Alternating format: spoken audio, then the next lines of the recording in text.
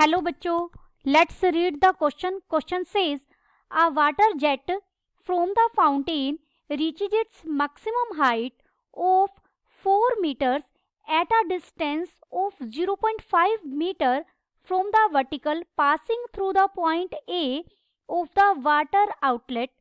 Show that height of the jet above the horizontal ax at the distance of 0.75 meter from the point A is 3 meter. First we see the key concept. देखिए, इस question को करने के लिए आपको एक rough diagram बनाना होगा. जैसे ही आपको एक रफ ग्राफ मिल जाएगा तो आप इजीली क्वेश्चन को सॉल्व कर सकते हैं. यहाँ एक फाउंटेन, एक वाटर आउटलेट है जिससे पानी निकल रहा है फाउंटेन की शेप में, तो वो एक पैराबोलिक शेप बनेगी. तो हमें यहाँ की कॉन्सेप्ट में जनरल इक्वेशन ऑफ पैराबोला पता होनी चाहिए. General equation of parabola is given by y is equal to a into x minus h whole square plus k. या तो ये होती है और अदरवाइज दूसरी क्या है, x is equal to a into y minus k whole square plus h, where h comma k denotes the vertex. सबसे पहले हम लिखेंगे, बताएंगे the path of water jet is a parabola. पहले हम एक डायग्राम बनाएंगे, डायग्राम से समझते हैं, उसके बाद क्वेश्चन करना बहुत इजी हो जाएगा. ये हमारी एक्स एक्सिस है और ये वाई एक्सिस है. यहाँ कोई पॉइंट है ए आउटलेट से यहाँ पानी निकल रहा है. जब पानी निकलेगा तेज स्पीड से वाटर जेट से, देखिए वो इस तरीके से जाएगा कुछ, और फिर वो दोबारा नीचे आएगा. आपको जनरली भी ये प्रैक्टिकल लाइफ में भी हमें पता है पानी हमारा इसी तरीके से जाएगा. जब आप एकदम यहाँ से पानी कहीं निकलेगा तो वो स्पीड से जाएगा और नीचे जाएगा. हमें स्टेटमेंट में दिया गया है कि जो मैक्सिमम हाइट है, जो मैक्सिमम हाइट वो अटेन करता है. देखिए ये पैराबोला की शेप का है सबसे पहली बात तो, और जो वो मैक्सिमम हाइट अटेन कर रहा है वो हमें कितनी दी गई है, 4 मीटर. तो यानी ये जो ये लेंथ है, अगर इस पॉइंट को मैं ओ नाम दे दूं और ये हमारा बी पॉइंट हो तो ओ बी लेंथ हमें कितनी दी गई है, 4 मीटर. और जो इस वाटर आउटलेट से कितने डिस्टेंस पर दी गई है, 0.5 मीटर की. तो बी के कोऑर्डिनेट क्या हो जाएंगे, 0.5 एंड 4, क्योंकि ये जो हाइट है, हाइट हमारा वाई एक्सिस रिप्रेजेंट करती है, ये 4 दिया गया है और आउटलेट से ये डिस्टेंस हमें 0.5 दिया गया है. Let equation of parabola be. ये कौन सा पैराबोला है, ये डाउनवर्ड पैराबोला है. देखिए पैराबोला की आपने की है, ये हमारा अपवर्ड पैराबोला होता है, ये राइट हैंडेड पैराबोला है, और इधर बने तो लेफ्ट हैंडेड पैराबोला है. और ऐसे ही अगर नीचे की इस तरीके की डायरेक्शन में बने तो इसे हम डाउनवर्ड पैराबोला बोलते हैं. तो ये हमारा क्या है, डाउनवर्ड पैराबोला, और जिसमें यहाँ बी पॉइंट किसका काम कर रहा है, वर्टेक्स का. तो डाउनवर्ड पैराबोला की इक्वेशन हम कैसे लिखेंगे, x माइनस एच का whole square is equal to minus 4a y minus k. ये y एक्सिस के जो पैरेलल लाइन है उसके सिमेट्रिक बनेगा, यानी जो ये OB लाइन है इतने उसके सिमेट्रिक है. यानी AO डिस्टेंस हमारा 0.5 है. तो अगर मैं इस पॉइंट को C नाम दूं तो OC डिस्टेंस कितना हो जाएगा, ये भी 0.5 रहेगा. तो AC डिस्टेंस कितना हो जाएगा, 1, और AC डिस्टेंस 1 होगा तो C के कोऑर्डिनेट क्या होंगे आपके, 1,0. हेयर जब हम ये इक्वेशन लिखते हैं तो H, K be the vertex. तो हमारे H और K क्या रहते हैं, वर्टेक्स रहेंगे. यहाँ पर जब हम ये इक्वेशन लिखते हैं, जनरल फॉर्म लिखी है मैंने यहाँ पर डाउनवर्ड पैराबोला की.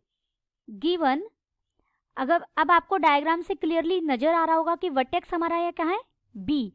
Given vertex B is 0.5, 4.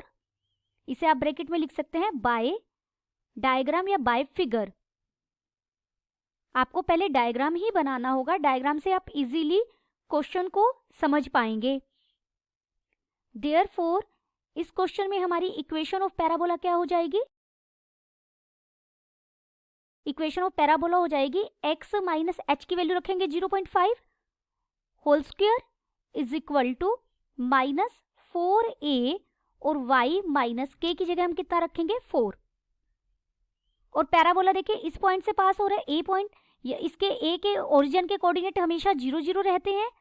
Parabola passing through origin, origin क्या है हमारा 0,0। अगर ओरिजिन से पास हो रहा है तो ओरिजिन इस इक्वेशन को सेटिस्फाई करेगा।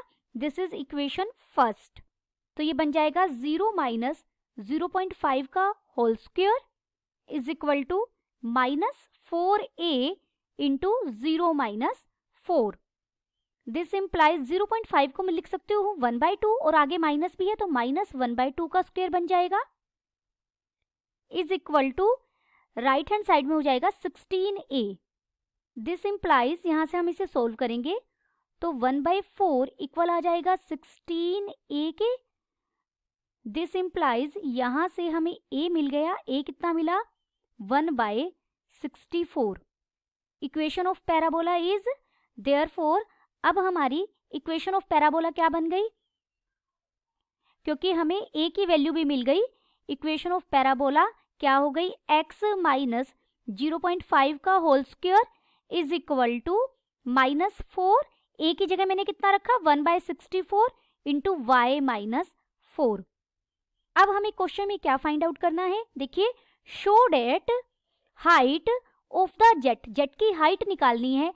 हाइट किससे रिप्रेजेंट होती है? वाई एक्सिस, यानी वाई कोऑर्डिनेट हमें फाइंड आउट करना है अबव द हॉरिजॉन्टल ax से ऊपर जो जेट की हाइट है वो कितनी होगी at the distance of 0.75 metre from the point A।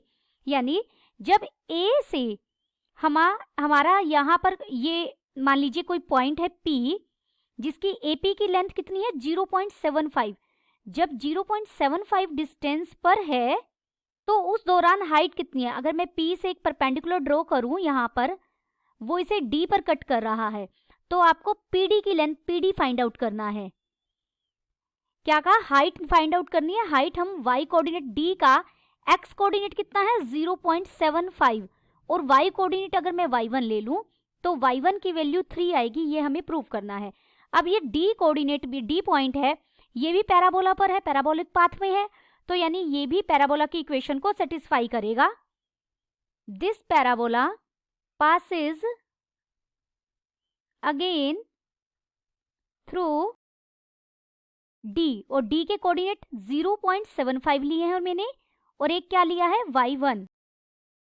Therefore x की जगह हम क्या रखेंगे 0.75 माइनस 0.5 ऑलरेडी था पूरे का whole square is equal to minus 1/16 बन गया था ये, इंटू y की जगह हम क्या रखेंगे y1 minus 4। This implies left hand side में क्या हो गया 0.25 बचा। देखिए इसे 0.50 लिख लीजिए और आफ्टर डेट आप सब्ट्रैक्ट कीजिए तो ये 0.25 का स्क्वायर हो जाएगा is equal to minus 1/16 into y1 minus 4। This implies, देखिए 0.25 को मैं क्या लिख सकती हूँ 25/100 और इसे हम सिंपलेस्ट फॉर्म में लिख सकते हैं 1/4। यानी लेफ्ट हैंड साइड में ये बन गया 1/4 का square is equal to minus 1/16 into y1 minus 4। This implies 1/16 is equal to minus 1/16 into y1 minus 4। This implies यहाँ 1 बच जाएगा, देखिए इस 16 से ये 16 कट जाएगा तो लेफ्ट हैंड साइड में कितना बचा सिर्फ 1 is equal to minus y1 plus 4 हो गया, ये माइनस का साइन हम अंदर ले गए। दिस इम्प्लाइज y1 की वैल्यू कितनी आ गई 3 metre. Therefore height of water at a horizontal distance of 0.75 metre is 3 metre. यही हमें प्रूव करना था। Hence we proved that height of water at a horizontal distance of 0.75 meter is 3 meter. Hope you understood it well. Best of luck.